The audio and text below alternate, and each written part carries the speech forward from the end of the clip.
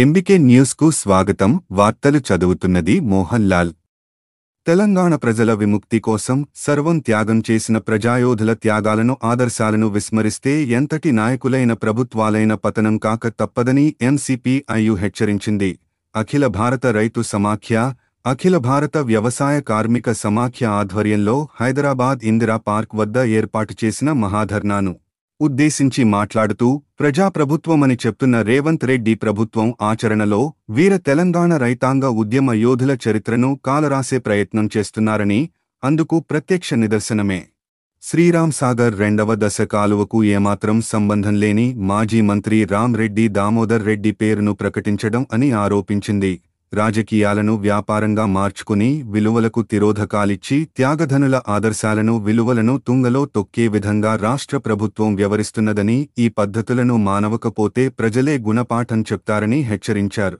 వరంగల్, నల్లగొండ, ఖమ్మం ఉమ్మడి జిల్లాలకు సాగు త్రాగునీటి కోసం చట్టసభలలో, వీధులలో పోరాటాలు నిర్వహించి శ్రీరామ్ సాగర్ రెండవ దశ కాలువ నిర్మాణం చేపట్టారని, అందుకని ఆ కాలువకు బిఎన్ రెడ్డి పేరు నామకరణం చేయాలని వెంకన్న కోరారు. శ్రీరామ్ సాగర్ రెండో దశ కాలువకు ముఖ్యమంత్రి రేవంత్ రెడ్డి ప్రకటించిన పేరును వెనక్కి తీసుకోవాలని డిమాండ్ చేశారు. తెలంగాణ రైతాంగ సాయుధ పోరాటానికి నాయకత్వం వహించిన భీమిరెడ్డి నరసింహారెడ్డి గారు అదే తుంగతుర్తి మండలం కొత్తగూడెంలో జన్మిస్తే, పేరు పెట్టినటువంటి దామోదర్ రెడ్డి గారు ఖమ్మం జిల్లా సుజాత నగర్లో జన్మించి ఇక్కడ ఆయన పేరు పెట్టడం సరైనది కాదు. దీని వెంటనే వెనక్కి తీసుకోవాలి ముఖ్యమంత్రి గారు. అలాగే ఉమ్మడి నల్లగొండ జిల్లా కలెక్టర్ నుండి ఆనాటి ఉమ్మడి రాష్ట్ర ముఖ్యమంత్రి ఉండి రాష్ట్రపతి అవార్డు వరకు అవార్డులు అందుకున్నటువంటి తెలంగాణ రైతాంగ సాయుధ పోరాట యోధుడు కామ్రేడ్ భీమిరెడ్డి నరసింహారెడ్డి గారు.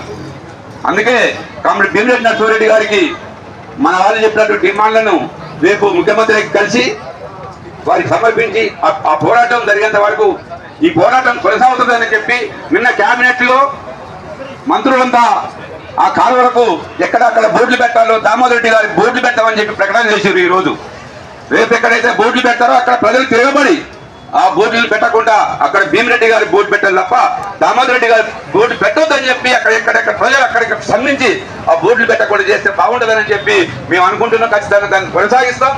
బిఎన్ గారి ఆశయాలను కొనసాగిస్తాం. శ్రీరామ్ సాగర్ కాలువకు పేరు పెట్టే పోరాడతాం. ట్యాంకుపల్లి మీద విగ్రహం పోరాడతాం.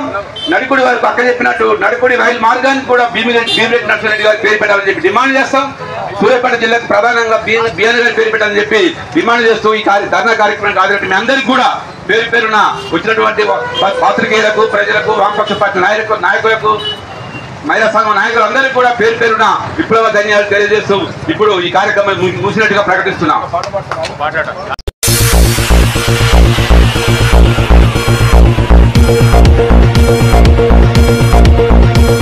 24/7 చూస్తూనే ఉండండి ఎంబీకే న్యూస్. ఈ వార్తలు ఇంతటితో సమాప్తం. తిరిగి మళ్ళీ మరో న్యూస్లో కలుసుకుందాం.